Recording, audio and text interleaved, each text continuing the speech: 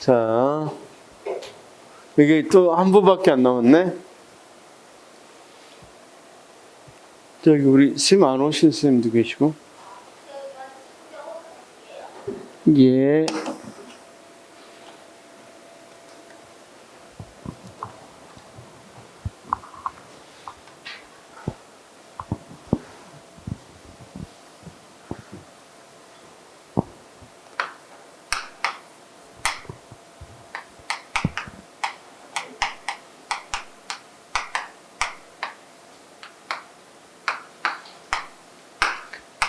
쌤들 여기까지 흐름은 알죠? 그래서 12번으로 여기서 이제 문제가 나왔던 것들 핵심만 좀 짚어보고, 역관주의와 실적주의에 대한 설명을 옳은 것만을 모두 고르면, 역관주의는 실적 이외의 요인을 고려해서 임용하는 방식으로 정치적 요인, 혈연, 지원 등이 포함된다.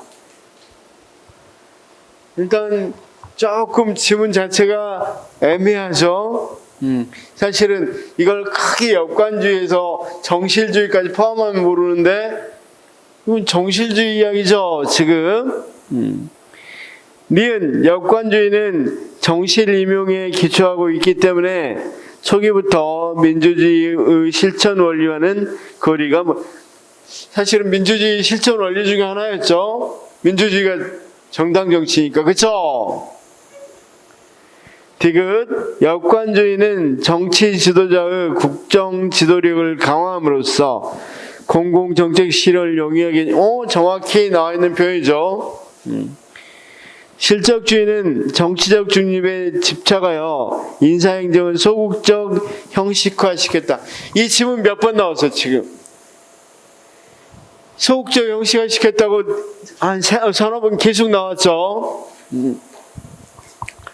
그 다음, 실적주의는 국민에 대한 관료의 대응성을, 실적주의는 관료의 대응성을 높일 수 있어요, 없어요? 없죠. 역관주의가 훨씬 높일 수 있는 거죠. 자, 지금 관료의 대응성. 실적주의는 자기가 실력에 입각해서 시험 보고 들어왔으니까 이 대응성이 별로 뭐한단 말이야. 좀 낮은 데 비해서. 역관주의는 정당의 추천으로 들어온 거죠. 그럼 정당이 문제가 생기면 자기 잘리겠죠. 그러니까 굉장히 대응성이 높단 말이야. 그래서 이번 같은 난방비를 생각하면 된다고 그랬죠. 자, 그래서 답은 몇 번? 뒷과 리을 맞죠? 4번. 이제 대표 관료자 한번 해보겠습니다. 대표 관료제.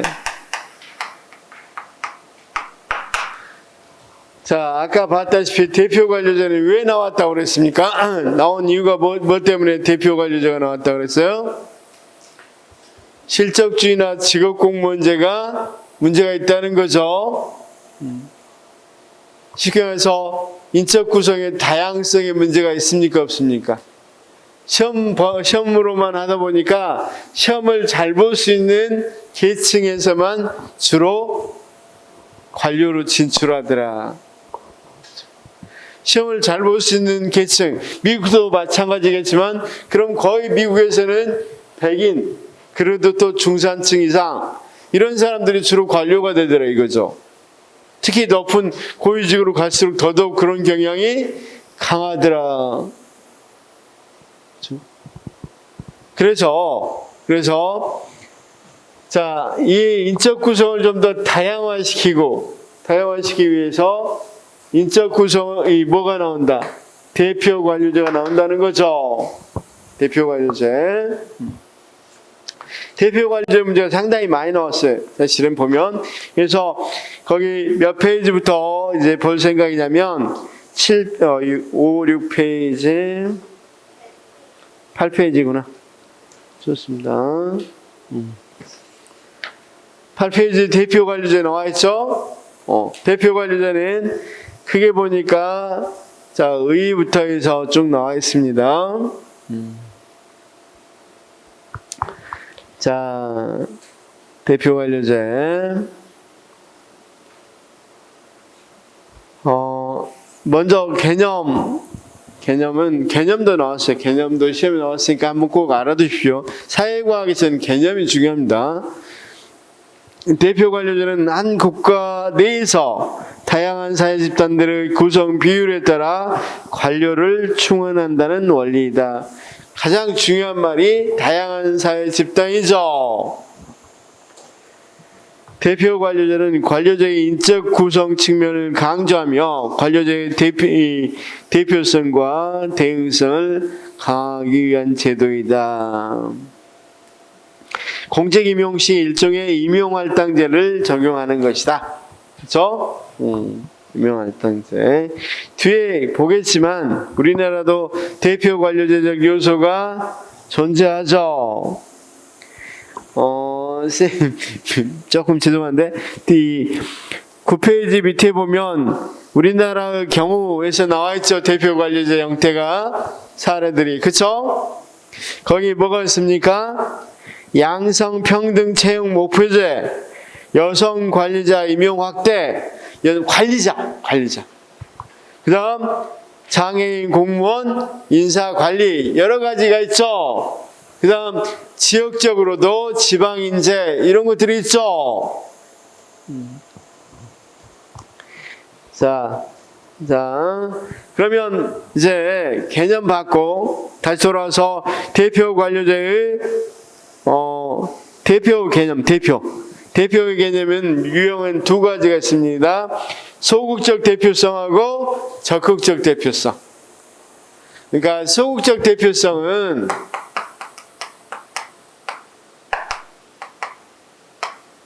쉽게 말해서 어떤 겁니까? 비율에 따라서 대표가 되는 것까지는 소극적인 것. 근데 대표가 자기의 어떤 거, 자기 계층이나 집단에서 뽑혔죠. 그래서 자기 계층이나 집단을 뭐하는 것에 대해서 자기 주장을 펼치는 것까지. 거기 소극적 대표성은 구성론적 대표성이라고 그런다. 인구 구성을 비율대로 공직의 구성을 비례적으로 해야 한다는 것이다. 한 나라의 인구 통계적, 인종, 성, 지역을 그대로 관료제 구성에 반영해야 된다. 그래서 출신 성분이 태도를 결정한다는 측면이고, 적극적인 측면 보면 비례적으로 구성된 관료들이 출신 집단의 가치와 이익을 적극 대변하고 정책에 반영해야 된다. 그렇죠? 자, 만약에 우리나라는 적극적 대표성까지는 아니죠. 이번에 우리 쌤들 전장현 시위에 대해서 또는 전장현들의 주장들에 대해서 만약에 뭘로 우리가 이런 전장현의 장애인으로 해서 뭐가 됐다? 관료가 됐다. 그럼 그 관료들은 이런 것에 대해서 뭐 할 수 있어야 되겠어? 특히 이런 입장들을 옹호할 수 있는 그런 정책들을 마련해야 된다. 까지 간다면 뭐가 됩니까? 적극적 대표성. 아니면 이런 것입니다. 몇 명 중에 장애인을 뽑아야 된다. 장애인 몇 명 이상 뽑아야 된다. 왜냐하면 우리나라 인구가 장애인 인구가 얼마가 되니까 라고 한다면 이건 소극적 대표성. 근데 뽑힌 사람들이 이런 문제에 대해서 적극적으로 장애인의 여러 가지 복지 같은 문제에 대해서 정책을 내야 된다. 이건 뭐다? 적극적 대표성. 그렇죠? 그리고 우리나라 적극적 대표성, 여성가족부에 있는 사람들이 여성이니까 뽑힌 거 아니죠. 그리고 또 뭐 그래서 그 정책을 내는 것도 아니죠. 그런 여성가족부 그런 문제하고는 전혀 관련 없습니다. 이건. 자, 거기 그래서 적극적 대표성과 소극적 대표성, 이 내용만 좀 보시면 돼. 크게 문제는 많이 안 나오니까 이런 게 있다는 정도. 그 다음 연역 봅시다. 제일 먼저 주장한 사람이 누구라고요? 킹슬리. 그쵸? 킹슬리가 대표 관료제를 제일 처음 주장했다. 용어를 처음으로 사용했다. 이거 시험이 많이 나왔죠? 거기 보니까. 나머지 학자들은 그냥 한번 읽어보는 정도 하십시오. 뭐 학자 문제로 내거나 그러지 않습니다. 그런 문제는 인사조직 그렇게 깊이 있는 문제만 나오는 거고, 일반적으로는 외국 학자가 그랬으면 뭔 필요가 있어? 의미 없어. 대표 관료제가 뭐고, 그걸 해야 어떻게, 왜 해야 하고, 했을 때는 어떤 장점이 있고 어떤 단점이 있고, 이걸 아는 것이 미래의 공무원의 역할이죠. 그래서 학자들 많이 안 나옵니다. 걱정 안 하셔도 돼요. 그냥 제일 먼저 언급한 사람, 이 정도는 알아줘야 되겠죠. 그래서 킹슬리. 그래서 거기 대표 관료제의 대두 요인 했을 때, 자, 대두 요인 중에서 이것도 중요합니다.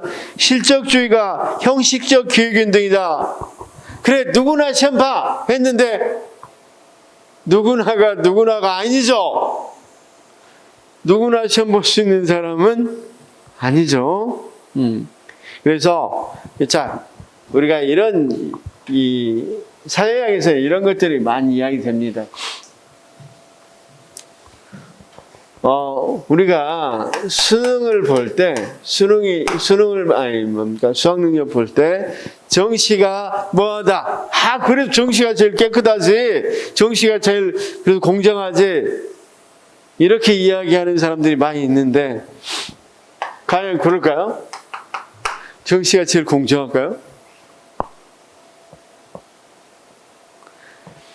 자, 선생님들, 이부진 씨하고 우리 쌤하고 동등한 출발선이라고 생각하는 사람 여기 손 들어봐요. 나는 이부진 씨랑 동등한 출발선이다. 나는 송중기랑 재벌집 막내 아들 안 봤다 그랬으니까 그냥 넘어갈게요. 이부진 씨하고 말도 안 되죠. 이부진 씨는 출발점이 결승점이 여기 바로 앞이야. 코앞이야. 선생님들은 저기 동인천이야. 동인천에서 달려와야 돼. 여기는 거기 코앞이고, 그쵸? 심지어 어딥니까? 서해안에 있는 사람도 있어. 그럼 이건 실질적으로 형식적인 거지? 이런 말들은. 실질적으로 한다면 이 사람들도 어느 정도 뭘 해서, 어느 정도 이익을 줘서 비싼 위치에 있도록 만들어줘야 되겠죠? 자, 그래서 거기 있는 것처럼 뭐가 된다? 실적주의가 형식적이다. 형식적 기획운동이다. 이렇게 생각하는 사람들이 대표 관료제를 주장했고, 소수 엘리트가 권력을 독점하더라. 사실은 실적주의 했더니 실제로 실력을 발휘할 수 있는 거. 자, 생각을 해봐. 행시 같은 경우로 해서 고위직으로 갈 수 있겠죠. 근데 행시할 수 있는 사람들, 내일 모레 생계가 걱정인 사람들이 행시가 몇 년씩 걸리는데 그거 할 수 있겠어요? 또 지금은 그렇게 좋아졌지만 한 30-40년대 전에 여성이 한다 그러면, 딸이 한다 그러면 많이 지원해주는 이 가정이 많았겠어요? 가난한데? 아니죠. 그렇죠? 그래서 그러다 보니까 소수 엘리트들이 거의 권력을 독점한단 말이에요. 우리나라 여성 비율만 해도 거의 50%가 넘어요, 공무원이. 근데 관리직은요, 한 1몇 %밖에 안 돼요. 최고 관리직. 그만큼 위로 갈수록 더더욱 안 되죠. 그래서 소수 엘리트들이 권력을 독점하고 관료제의 소외계층에 대한 낮은 대응성. 말 그대로 소외계층이 뭐라고 요구할 때는 별로 대응을 안 해준단 말이에요. 다음 사후적 외부 통제의 한계. 우리가 외부 통제를 하려고 그러는데 자꾸 한계라는 말이에요. 관료들이 한 걸 가지고 어떤 일을 했어. 그러면 그걸 가지고 감사원이 한다든가 여러 가지 검찰에서 한다. 이건 사후적 통제죠. 국회에서 한다든가. 그렇죠? 그러면 사후적 통제가 어려우면 뭘 해야 되겠어? 거기 있는 것처럼 내부 통제. 자, 봐봐요. 여기 있는 사람들이 자기가 남성이야. 남성이 유리한 정책을 하려고 할 때 여기 비례대표로 그러니까 대표 관리자로 들어온 여성이 있으면 뭐 할 수 있겠어? 그 문제가 있는데요? 라고 견제할 수 있겠죠? 아, 그거 안 돼요. 하시면 안 돼. 이렇게 할 수 있단 말이에요. 그렇죠? 만약에 미국 같으면 백인들이 자기들에게 유리한 거 하려고 할 때 흑인들이 거기에 들어가 있다면 뭐 할 수 있겠어? 내부에서 통제할 수 있겠죠? 그런데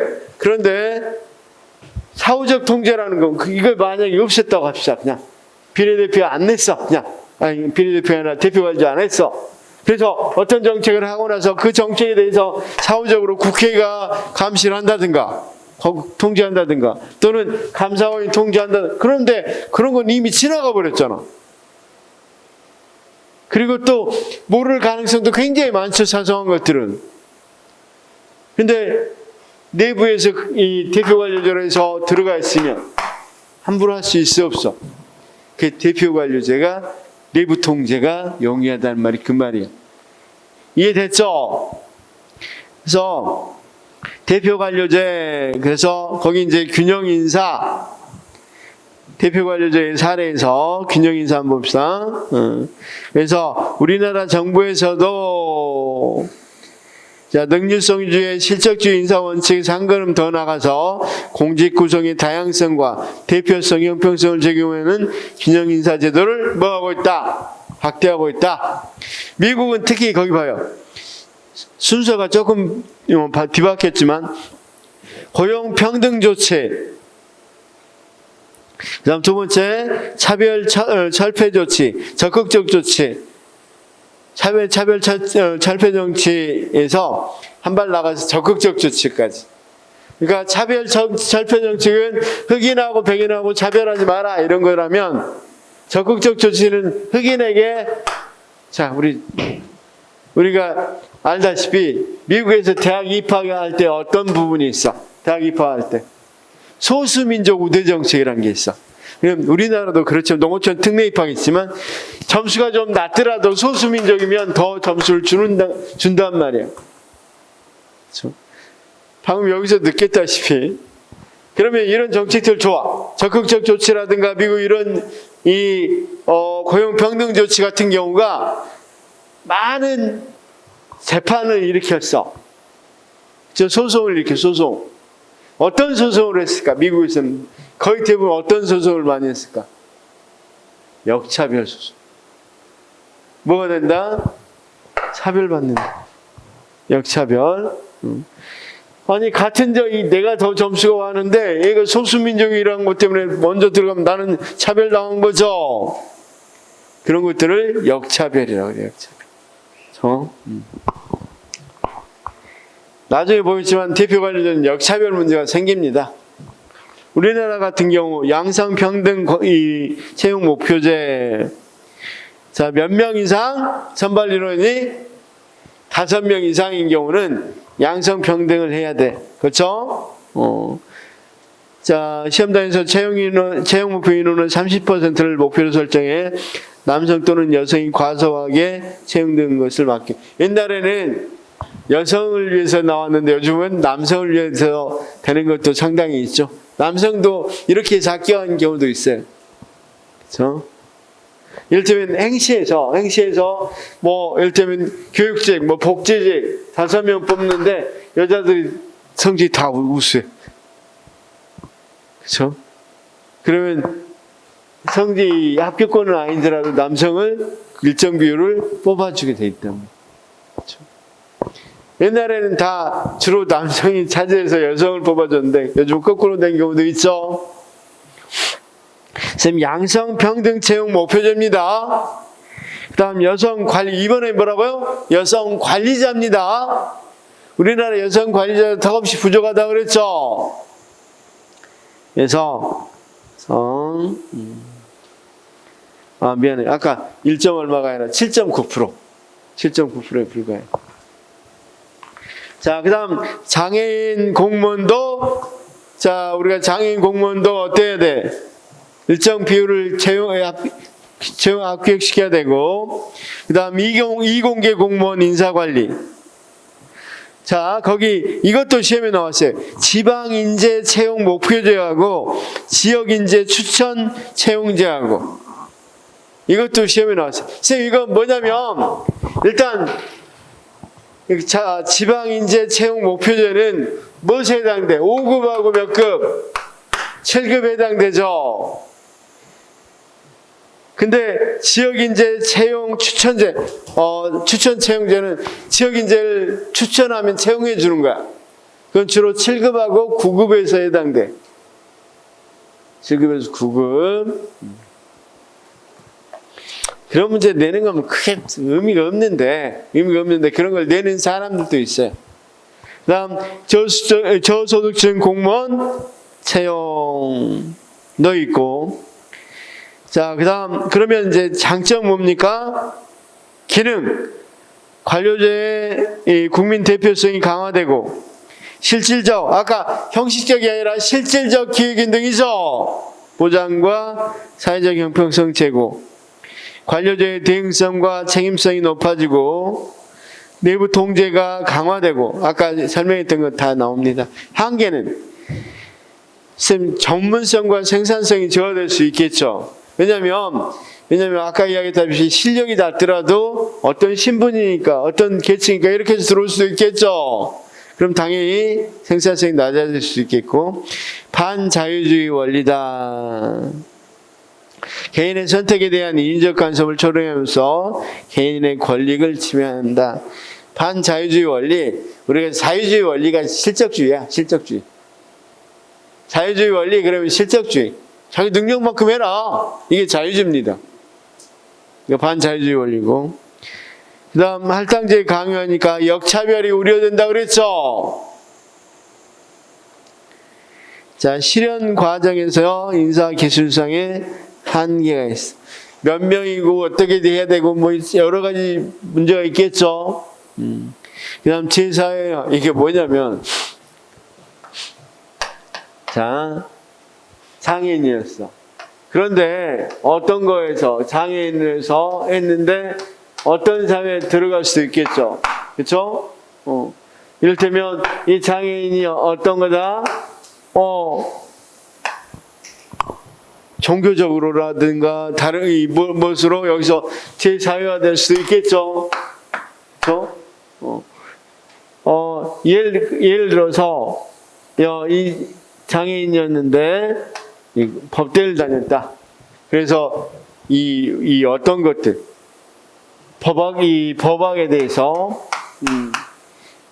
법적인 부분에 있어서의 뭐가 된다. 또는 뭐 변호사 시험을 좀 준비했다가 관료가 됐다. 그러면 이쪽을 더 옹호할 수 있겠죠. 장애인을 대표하는 것보다. 그렇죠? 자, 그게 제4회입니다. 제4회가. 다음, 외부 통제가 무력화될 수도 있는 문제가 있고, 자, 그 다음, 전제가 허구성이 있을 수 있겠고, 그쵸? 아까 이야기했다시피, 그걸 대표로 뽑혔다 하더라도, 장애인으로 뽑혔다 하더라도, 뭐가 된다. 그걸 정책으로 반영한다든가 대표이 말한다 그런 역할까지 가지는 않을 수도 있겠죠. 자, 적극적 인사행정은 잠깐 대표 관리를 풀어놓고 적극적 인사행정도 마찬가지인데 여기서는 뭐 때문에 나온다고? 적극적 인사행정은 뭐 때문에 나왔다고? 어떤 것 때문에? 대표 관리자도 일종의 적극적 인사행정입니다. 뭐 때문에 나왔다고? 실적주의가 아까 너무 소극적이라고 그랬죠. 그러다 보니까 너무 소극적이니까 어느 정도 적극적인 것들을 넣기 위해서. 자, 쌤 이거 한번 생각해봐요.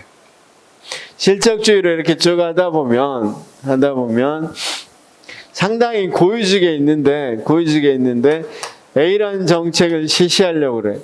근데 이 사람이 고민하게 된단 말이에요. 이를테면 지금 아직 첨단 문제로 탈원전 문제를 한다고 합시다. 이 사람이 국장이나 됐어. 근데 이걸 추진하려고 하자니 정권이 바뀌면 내가 조금 뭐 할 것 같아? 위험할 것 같아. 그럼 이 사람이 정치하겠어, 안 하겠어?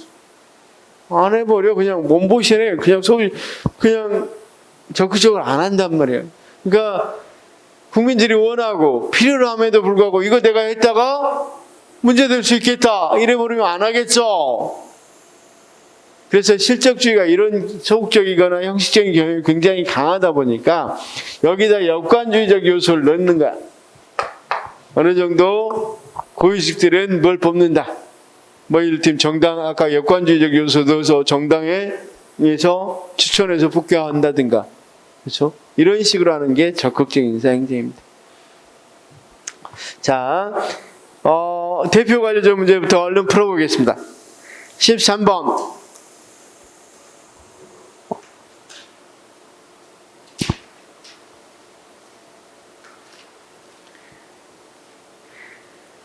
자, 대표 관료제에 대한 설명으로 가장 적절하지 않는 것은 13번.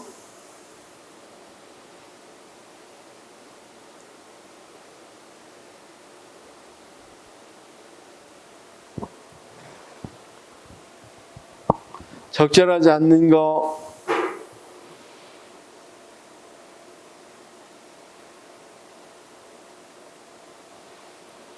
공무원 7급 문제입니다.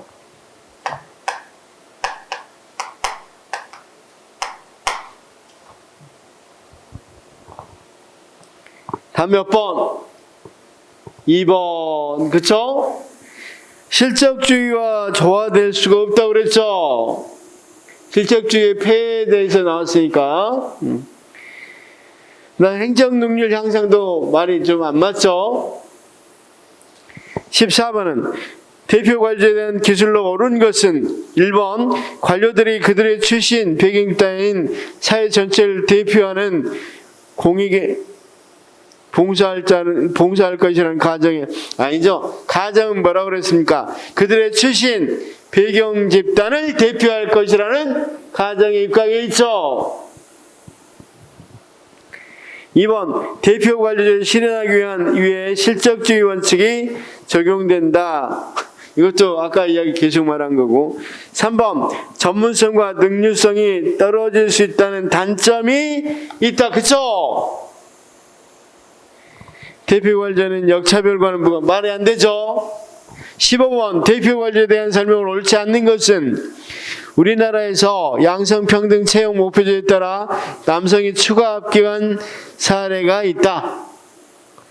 좋습니다. 있습니다. 미국의 고용기회 균등정책과 소수집단 우대정책은 대표 관료제의 이념에 기반한다. 맞죠? 적극적 대표성이란 사회의 인구 구성 비율에 따라 정부 관료 구성 비율에 비해서 비례적 형평성을 두는 것이다. 자, 15번, 3번 맞았어, 틀렸어?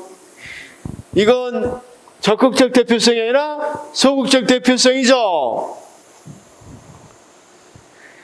자, 그 다음 4번. 우리나라 정부는 여성, 장애인, 이공계, 지역인재 등을 대상으로 공직 임용을 확대하기 위한 균형 인사 정책을 맞죠? 16번 대표 관료에 대한 설명으로 옳지 않는 것은 여러분 국회 시험은 오지선답니다. 국회 시험은 자 옳지 않는 거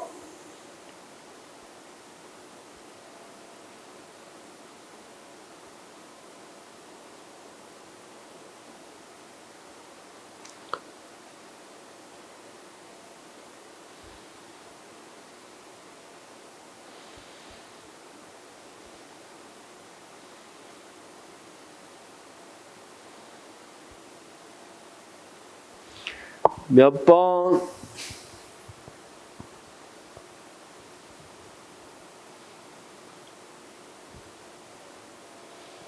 몇 번? 2번. 2번도 역시 적극적 대표성이 아니라 소극적 대표성이죠. 혹시 이건 질문할 거 있어요? 지금 시험 문제야. 대표 관료제는 우리가 틀리게 된 문제가 적극적이거나 소극적인 것을 뭘로 해서 바꿔서 문제를 내는 경우가 있구나 이거하고, 자, 우리가 대표 관료제 문제는 딱 두 가지 초점을 맞춰서 하면 돼. 실적주의하고 대비되는 거니까 실적주의하고 뭐 한다? 관련해서 문제를 풀어보고, 대표 관료를 유형에서 소극적, 적극적 대표성에 유념해서 풀면 되겠죠. 그 다음 18번. 17번 안 했죠? 17번.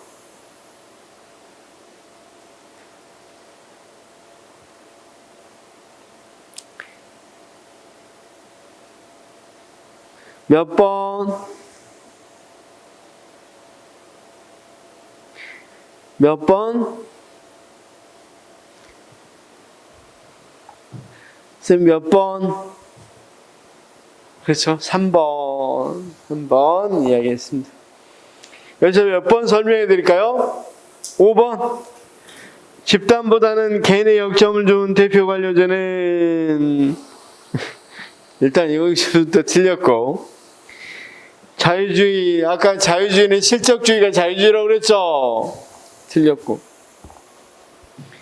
자, 17번에 설명해 볼 지문 없습니까? 줄 지문 없죠? 자, 18번. 대표 관료제의 설명으로 가장 옳지 않는 것은 관료의 전문성과 생산성 제고에 기여한다.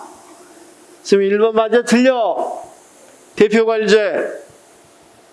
딱 봐도 1번이 제일 틀렸죠? 그래도 거기서 끊지 말고 2, 3, 4를 읽어보십시오. 역차별을 조정할 수 있다. 국민에 대한 관료의 대응성을 향상시킬 수는 있다. 사회 각계각층의 이해를 공공정책에 반영하여 사회적 정의 실현에 이바지할 수 있다. 이건 좀 긍정적인 측면이죠. 19번. 대표 관료에 대한 설명을 가장 적절하지 않는 것은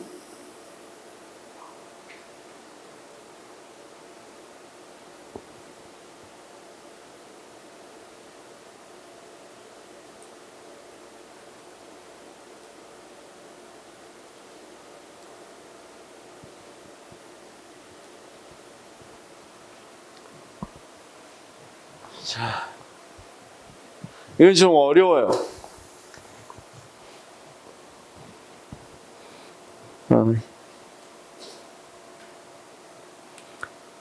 자, 19번 다음 몇 번? 그렇죠. 이런 거 잘 찾았어요. 이런 거 좀 많이 틀리겠죠? 3번이야, 3번. 3번은 뭐가 잘못했어? 내부 통제를 강화하는 것은 장점이야, 단점이야? 장점이죠. 내부 통제 강화라는 건 있어요. 대표 관리제. 그런데 문제점이 아니라 장점이죠. 이런 문제를 시험 볼 때, 그럼 이런 것들이야. 시험 볼 때 이런 문제 같은 경우는 조심하자.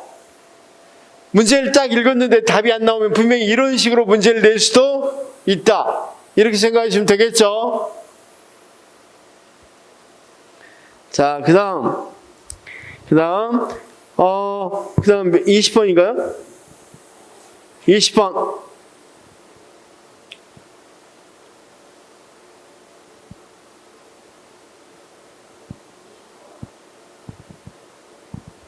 좋습니다. 역차별의 문제를 완화하는 게 아니라 초래할 수 있다는 거죠. 자, 그 다음 21번.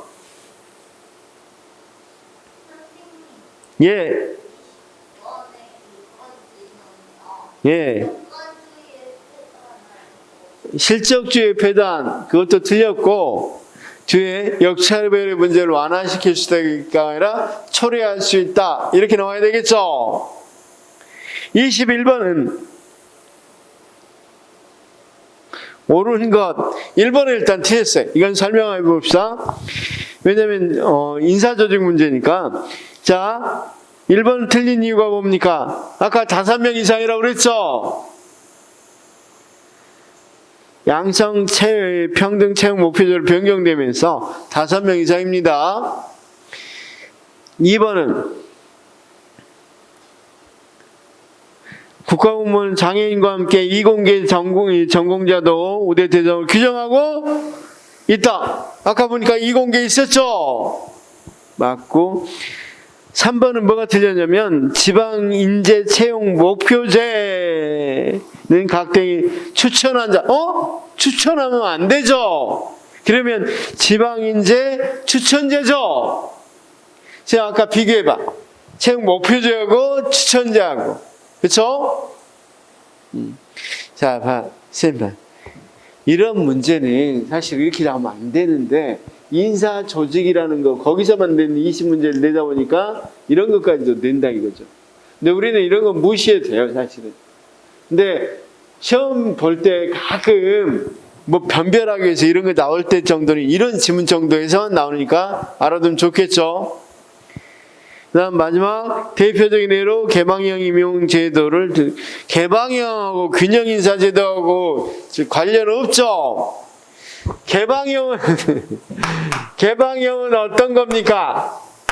공직을 만약에 우리가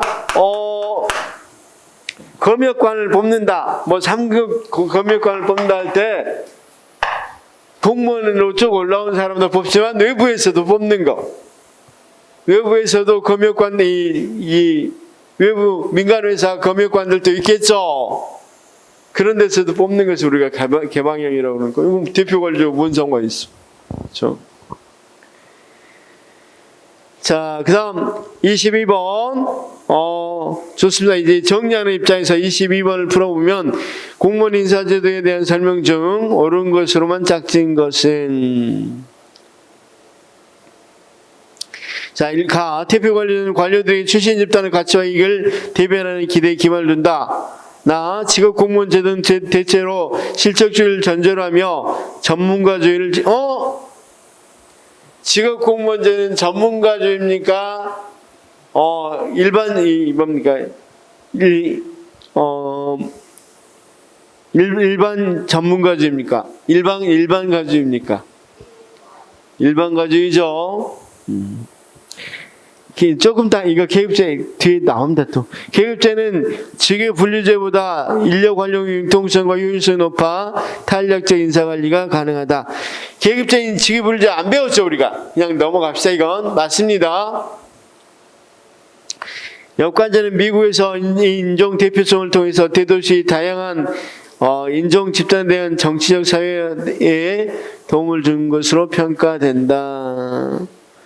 이건 인종 대표성 이렇게 있으니까 이것도 말이 안 되죠. 그렇죠? 자, 그래서 옳은 것으로 짝지어진 것은 몇 번입니까? 가하고 가다 3번인데 이건 안 배운 부분이 있으니까 넘어갑시다. 계급제에서 자, 23번 같은 전략적 인적 자원 관리 문제가 있는데, 자, 전략적 인적 관리에 대한 설명을 옳지 않는 것은 이제 인적 관리를 전략적으로 한단 말이에요. 어떤 거란 말이에요? 장기적인 시기를 가지고 하는 것을 이야기하죠. 그렇죠? 그래서 우리 책에서도 전략적 인적관리, 인적자원관리에서 12페이지 보면 여러 가지 내용이 있는데, 자, 거기 한번 문제를 풀어볼까요? 일단은 문제를 풀면서 이 문제 안에서 나오는 거니까. 자, 장기적이며 목표 중심, 목표성과 목표 성과 중심으로 인적 자원을 관리한다. 개인의 욕구는 조직의 전략적 목표 달성을 위해 희생해야 된다는 뭐 이런 것들. 이건 내기가 어렵기 때문에 개인의 목적이나 조직의 목적을 서로 조화시키려고 하겠죠. 그렇죠? 전략적인 건 전체적인 입장에서 개인이나 조직을 개인도 전문성 역량을 발전시키고 또 조직도 전체적인 역량을 발전시키려는 게 전략적인 인적 관리죠. 24번 문제. 자, 전략적인 인적 자원 관리에 대한 설명으로 옳은 것은 똑같은 문제입니까?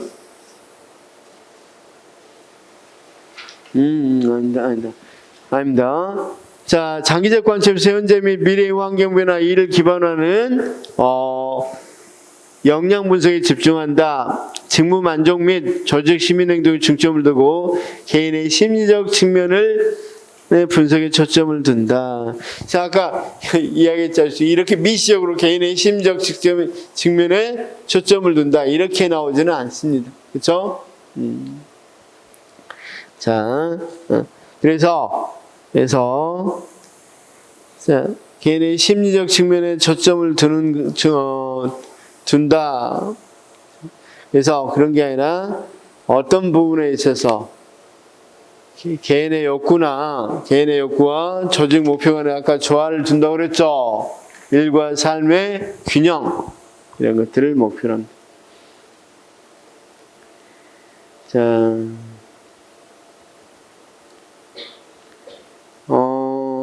쌤이 인적자원 관리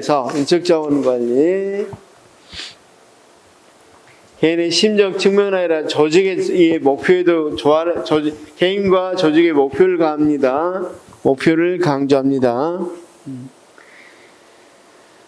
자, 그 다음 25번부터 한번 풀어봅시다. 25번. 예. 답은 2번.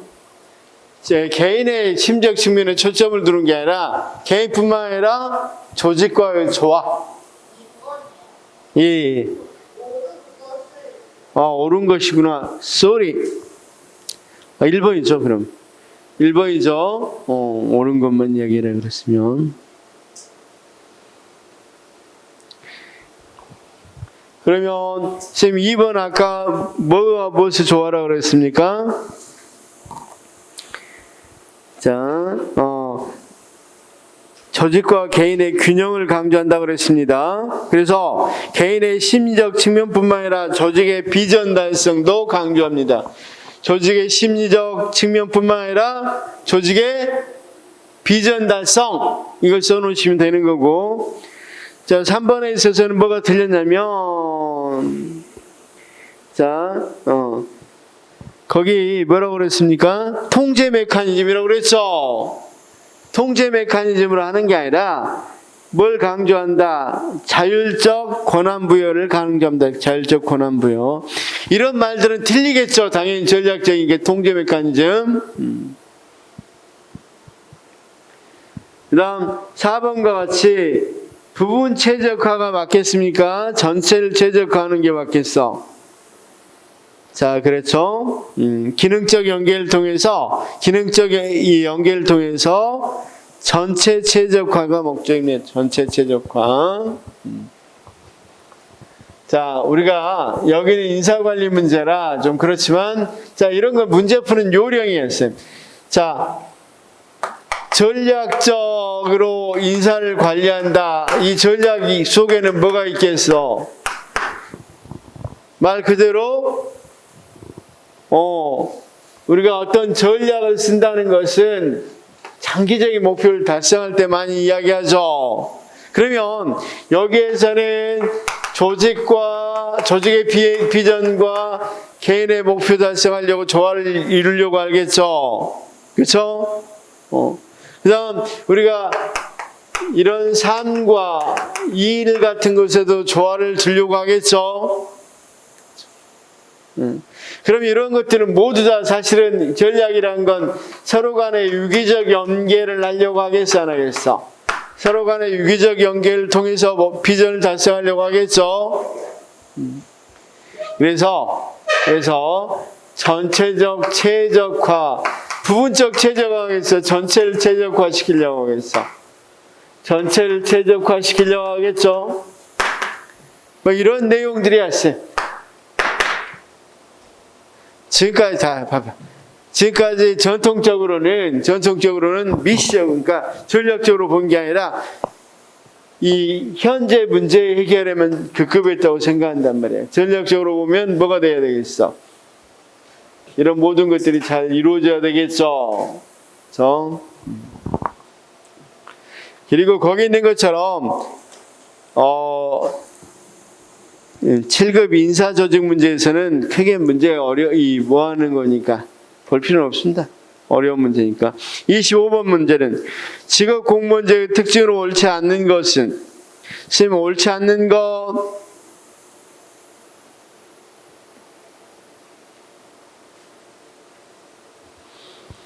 물론 우리가 보수를 안 배웠지만 여러분 아무래도 직업 공무원제는 직무급 중심은 말이 안 되죠. 그렇죠? 직업 공무원제 같으면 연공급이나 생활급, 연공급 중심으로 해야 되겠죠. 자, 26번. 전통적인 연공주의 인적자원 관리와 비교할 때 성과주의 인적자원 관리의 특징으로 옳지 않는 것은, 이것도 한번 봐두시기 바랍니다. 예.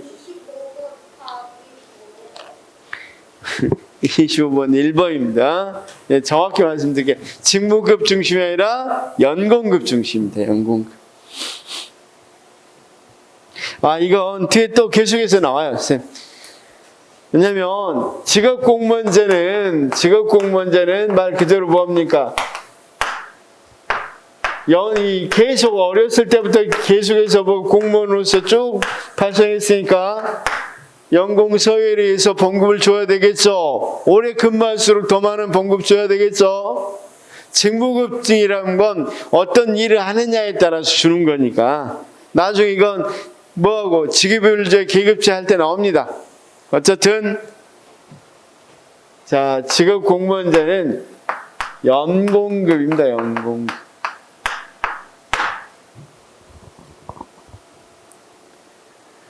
그 다음 26번은 옳지 않는 것, 전통주의에 비해서 옳지 않는 것은 1번이죠. 1번 이건 알 수 있는 거고. 27번 문제. 옳지 않는 것, 2017년도 국가 7급 문제입니다.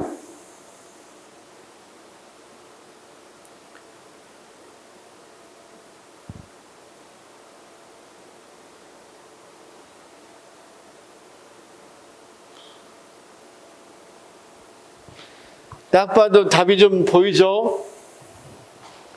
선생님 7번 문제.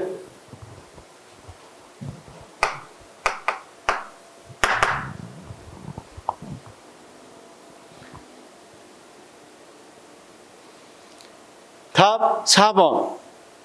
틀렸죠? 뭐가 틀렸어요? 역관주의 미국의 잭슨 대통령 맞습니다. 여기까지는. 공무원의 장기 근무입니까? 말이 안 되죠. 역관주의는 금방금방 뭐하니까 바꿔지죠. 자,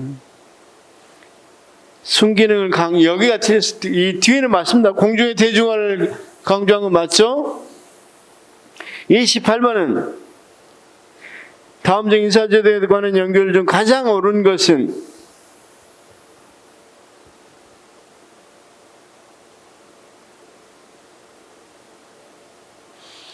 가장 옳은 것 1번이죠. 굉장히 민주. 2번은 왜 그래? 개방형 공무원. 우리가 개방형은 아무래도 왔다 갔다 하니까 계속성 유지가 좀 어렵겠죠. 그 다음 대표 관료제. 우리가 전문성은 많이 떨어진다고 그랬죠. 그 다음 직업공무원 제도는 대응성이 떨어지죠. 29번 인사행정 제도에 대한 설명 가장 옳은 것은, 가장 옳은 거.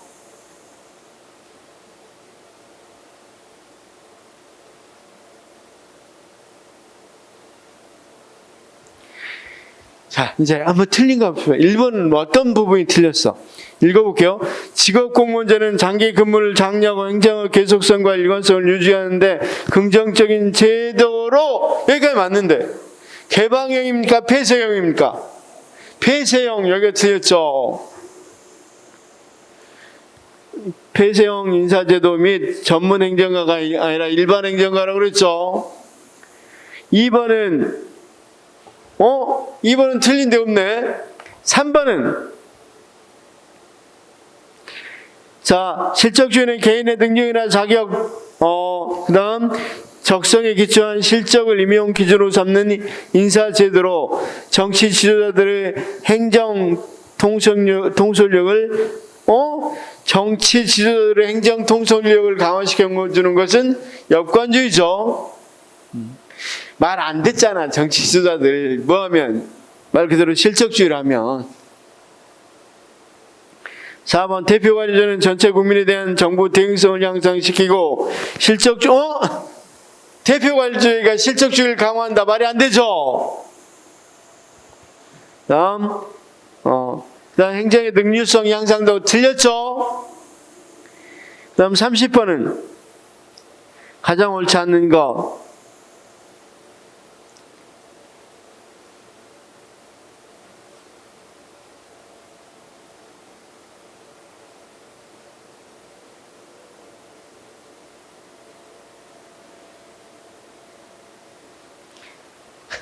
딱 1번이죠. 딱 봐도. 균형인사제도는 대표관료제를 한국에서 실현하는 거잖아. 그렇죠? 그래서 아까 우리가 여러 가지 사례들 봤죠. 균형인사제도. 자, 다시요. 우리나라는 대표관료제란 말 대신에 균형인사제도란 말을 쓰는 거죠. 그렇죠? 그래서 1번은 말이 안 되는 질문이다. 나머지는 다 읽어보시고 합니다. 자, 선생님 지금 30문제가 여기서 나왔어요. 물론 지방직 구급 문제로는 거의 안 나왔죠. 그렇지만 한 서너 문제밖에 안 나왔단 말이에요. 그렇지만 물어보는 게 어떤 거 물어봐였어요. 정리해보면 이 네 가지 우리가 대응성이 행정의 대응성이 높은 건 대표관료제, 역관주의. 그쵸? 자, 그 다음 봅시다. 정치적 중립성 하면 실적주의가 대표적이고, 그렇죠? 직업 공무원제는 꼭 이 정치적 중립성을 완전히 강요하는 건 아니라고 그랬죠. 뭡니까? 정치적 중립이 강한 데도 있고 약한 데도 있으니까. 자, 그 다음 임용의 기획인등, 임용의 기획인등.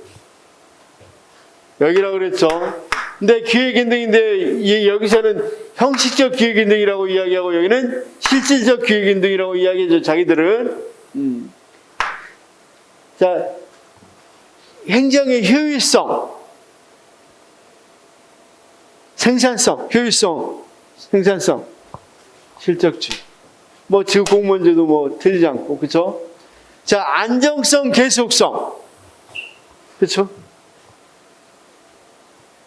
특히 안정성 있고 계속성 있는 건 지구 공무원제라고 그랬죠.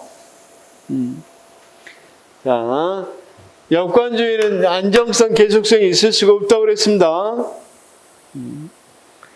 주로 그런 문제들로 출제가 되고, 자, 여기 봐. 실적주의하고 어울리지 않는 거, 가장 어울리지 않는 거. 물론 역관주의는 그러겠지만 가장 어울리지 않는 건 대표관료제라고 그랬죠. 여기가 너무 이 인적 구성이, 관료 인적 구성이 다양하지 않기 때문에 나온 거고. 물론 여기다 적극적 인사행정 넣어도 되는데, 적극적 인사행정은 실적주의가 너무 소극적이어서 나왔다고 그랬죠. 근데 시험 문제는 안 나왔으니까 여기 빼도 되는데. 그럼 왜 여기를 원리라고 그랬냐? 이 당시에는 역관주의 원리가 가장 인사행정하는데 좋다고 생각했단 말이에요. 잭슨 대통령까지 할 때는. 왜냐하면 공무도 단순하고 그렇기 때문에 여기 누가 정당이 바꿔지면 행정 책임지고 정책 책임져서 공무원들도 바꿔지는 게 바꿔지도록 것이 가장 좋은 제도다. 인사관리 잘하는 거다. 했다가 시대가 변하니까 실력과 능력으로 관료를 임명해야 된다. 이런 것들이 등장했다 그랬죠. 그러다가 또 세월이 어느 정도 계속되니까 아니다. 너무 엘리트 중심으로 관료가 올린다. 인적 구성이 너무 획일적이다. 아니 여러 가지 소외계층들도 관료로 나가야 된다. 그런 것들이 인사행정을 잘하는 것이다. 대표 관료죠. 제가 인사행정의 원리라고 이야기하는 것이 뭔지 알겠죠? 왜 그러는지. 그 다음에 이제 공직 구조를 본 뒤에, 이 두 가지가 기본으로 본 뒤에 뭐 하면 되겠어? 여기 이제 본격적으로 채용하고, 실제로 이제 관리하는 거. 채용하고, 그 사람들 채용만 해두면 안 되니까 능력 발전시키고, 그 다음 이 사람들 사기 높여주고, 신분 보장시켜주고, 그게 뭐다? 인사행정이다. 끝. 그럼 인사행정의 이 부분을 먼저 봤습니다. 그 다음 뭘 볼까요? 어떻게 공직을 짤 것인가? 조직을 할까? 우리가 조직을 어떻게 짤 것인가에 대해서 조직론을 배웠다면 이번에는 직위를 어떻게 짤 것인가? 조직론은 공식화할 것인가? 직권화할 것인가? 복잡하게 할 것인가? 이런 논의였다면 여기는 공직을 일 중심으로 짤 것인가, 직무 중심으로 짤 것인가, 사람 중심으로 할 것인가, 이것에 대해서 이야기하는 거예요. 다시요. 공직 구조는 뭘 이야기한다고요? 공직 구조는 사람 중심이냐, 일 중심이냐. 사람 중심으로 짤 것이냐, 일 중심으로 짤 것이냐. 주로 사람 중심으로 짜는 걸 계급제, 일 중심으로 짜는 걸 직위 분류제, 이렇게 이야기한다. 근데 됐습니다. 그건 오후에 걱정할 거고. 여기까지 문제 풀어본 결과 어때요? 이런 문제 나오면 100%, 거의 99% 맞추겠죠? 아까 7급의 인사조직까지 아주 세밀한 문제 내는 건 어쩔 수 없을 수도 있어요. 근데 그걸 잘 생각해봐. 우리가 9급 우리 시험 보는 게 그걸 넘어서는 문제가 나올 수 있겠어 없겠어? 거길 넘어서는 문제는 안 내요. 내면 완전히 그건 지역적인 문제가 돼버리니까. 그래서 그 선에서 나온 문제까지만 알아두면 돼요. 그렇죠? 자, 이거 이제 2권 더 냈고요. 이거 2권 더 냈고 다다음 주 정도에서 이 청킹까지 돼서 3권을 드릴 겁니다. 3권 드리고 그 다음부터는 이제 계속 암기할 거예요. 암기. 지금 대강은 이해가 됐을 거라고 생각되니까 이해 안 된 부분만 이해 조금 하고 대부분 시험은 제가 보면 시험 100% 암기입니다. 객관식 시험은 암기야. 얼마나 암기를 했느냐가 중요합니다. 왜냐하면 이 100문제를 보는데 시간 문제도 있어요. 시간 문제. 생각해서 맞출 수 있지만 그냥 딱 암기로 딱딱딱딱 맞추는 문제들이 어때요? 훨씬 시간 절약 잘할 수 있겠죠. 영어 긴 문제 하나라도 더 읽어볼 수 있겠죠. 그래서 결국은 암기니까 최종 정리할 때는 모든 걸 다 여기같이 역관제 암기하면 어떻게 됐어요? 장단점 암기해 놓으면. 앞쪽은 따로 짬기 놓으면 답이 딱딱 다 보이겠죠? 지금 노트까지 다 했는데, 정리까지 지금 쪼갰는데, 한 일주일만 시간, 한 10일만 시간 주면 다 정리할 것 같아요. 그래서 보니까 110페이지 정도 되는데, 110페이지를 지난번과 같이 성킹 앞에 하고, 스토리 써놓고, 내용 쓰고, 이런 식으로 해서 했습니다. 그렇죠? 좀 죄송한데 한 400개 정도 되더라고. 400개 조금 되는 것 같은데 그걸 다 암기하려고 그래요. 그렇죠? 그럼 제가 자신 있게 안 하는데 그럼 100점 안 쓴다 무조건. 그럼 행정학 100점 맞고, 그렇죠? 행정법도 암기할 수 있으면 그렇게 암기하면 좋을 것 같은데 조금 잘 쌤들이 만들어서 하시기 바라고. 다른 과목들도. 자, 쉬었다가 다시 해야 되겠네.